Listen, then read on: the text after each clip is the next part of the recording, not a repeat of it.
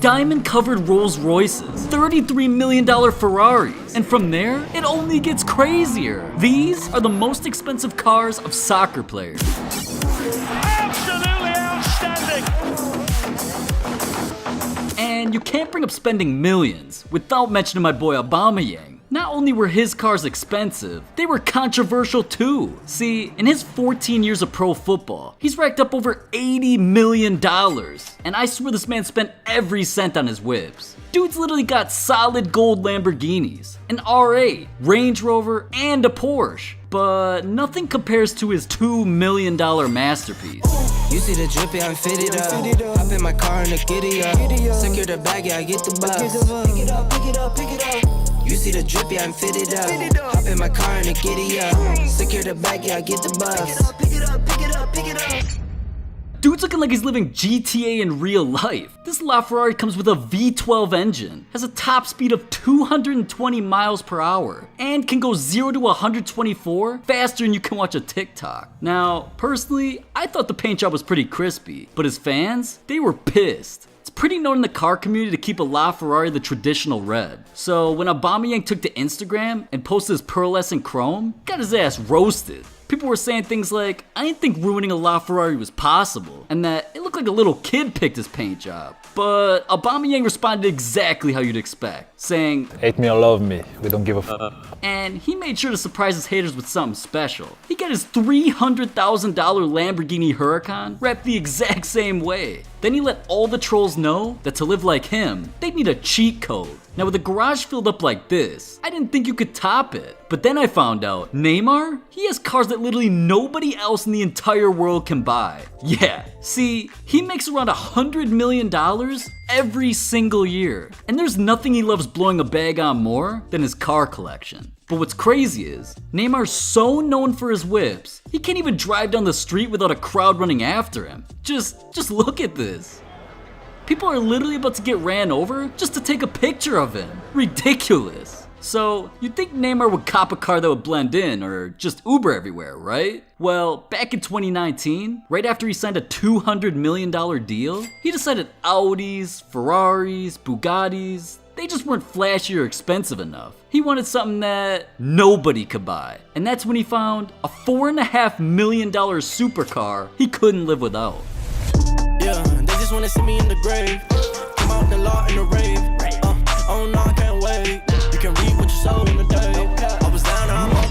This thing looks like a damn spaceship. This Lamborghini Veneno has a V12 engine, can go 221 miles per hour, and there's only 5 of these in the entire world. So yeah, I mean, I'm sure he won't get recognized driving this down the street. But you wanna know what's crazier than that? It's not even the fastest car he owns. Later that year, Neymar decided it was necessary to spend a few more million because $4 million on a single car, it didn't dent his bank account enough, so he had to level up. I'm about to make him disappear. I don't wanna see no tears. This is only the beginning. Losing is my only fear. Taking time away from my peers. Are you seeing this? Thing looks like it might transform and fly away. His Lycan Hypersport came with a twin-turbo F6 engine, 780 horsepower, and can go 245 miles per hour. I'd like to see a cop try and pull this thing over. There's a reason they put his car in Fast and Furious. Now, $8 million on 2 cars? Things don't get crazier than that, right? Well, Lionel Messi's cars cost him $50 million, and one of his cars is literally illegal. See, Messi's been known for his Audis and Maseratis, but in 2015, after he won the Ballon d'Or, he decided to spend $2 million to celebrate. And with that, he bought one of the rarest cars in the entire world.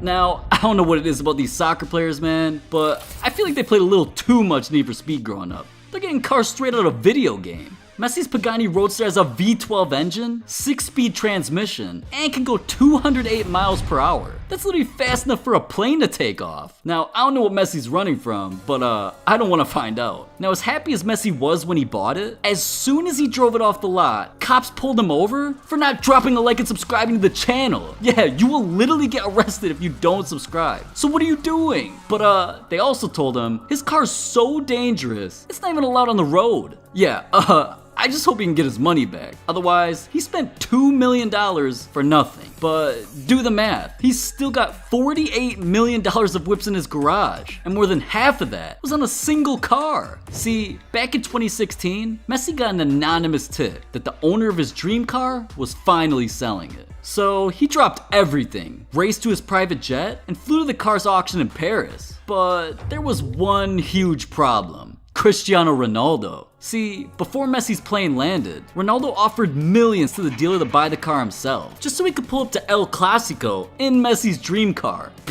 I guess the rivalry on the field just wasn't enough. But the auction house knew Messi was on his way and wanted to give him a shot at making a better offer. So when Messi showed up, the two battled it out, made their bids, and things got pretty heated. Neither of them were trying to leave without this car, but eventually, the price got a little out of Ronaldo's budget, and for the first time in his career, he accepted defeat. That day, Messi became a champion again, but this time, the trophy cost him $33 million. Yeah, all that for a 1950. I'm making YouTube videos. Now, Ronaldo didn't let the defeat get to him. After all, he's already got over $22 million in cars. I'm talking he's got so many, he literally lost count. How many cars do you have right now? I don't know. Yeah. Hold up. You mean to tell me he doesn't even know what's in his garage? Ridiculous. Now what's crazy is, half the money he spent was on his Bugatti collection. Back in my day, people collected baseball cards. This dude collects $1 million cars and forgets about them. What? See, in 2016, he spent $2 million to go 253 miles an hour in his all-black Bugatti Veyron. And just a year later, he spent another $3 million on a silver and black Bugatti Chiron. This time, with customized CR7 headrests on the seats, his logo on the left-hand side, and Ronaldo got so much attention for buying this, the company wanted him to become the face of their brand. Now, with Ronaldo already copping 2 Bugattis, is it really a surprise that in 2020, when Bugatti released their rarest car yet, Ronaldo was first in line? Yeah, he decided there was no way he could live with himself if he didn't spend $12 million on this. Took the wife Lazarati that speak at the spice the color Murray that's me. My advice off the order I seen. Christ alone, he don't promise you. Don't say that. You know that man don't pay that. Trying to stunt in your rentals. I too wanna cry at him.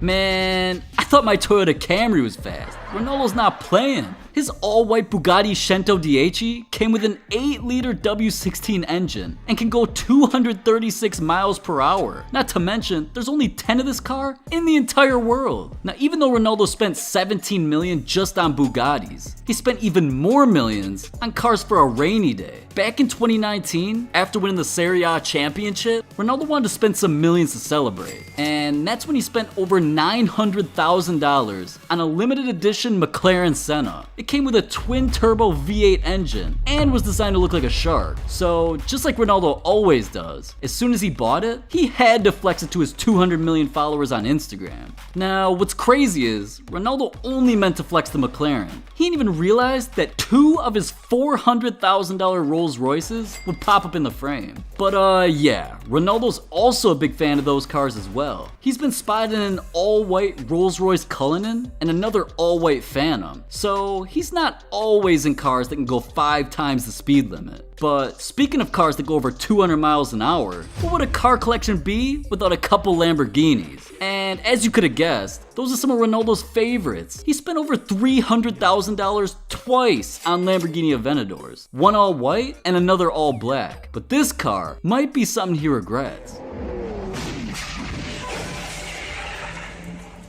I think from now on Ronaldo should just Uber, man. This dude's crashed Lamborghinis, Paganis. It's costed him millions. But worst of all, one accident nearly ended his career.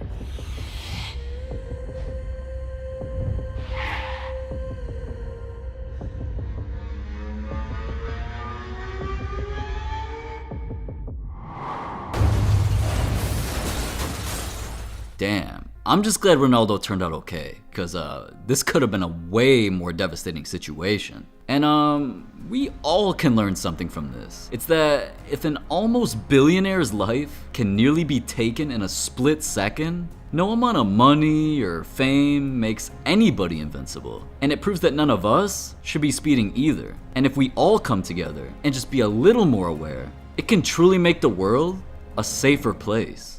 And there's also one soccer player who not only learned from Ronaldo's mistakes, but from his own as well.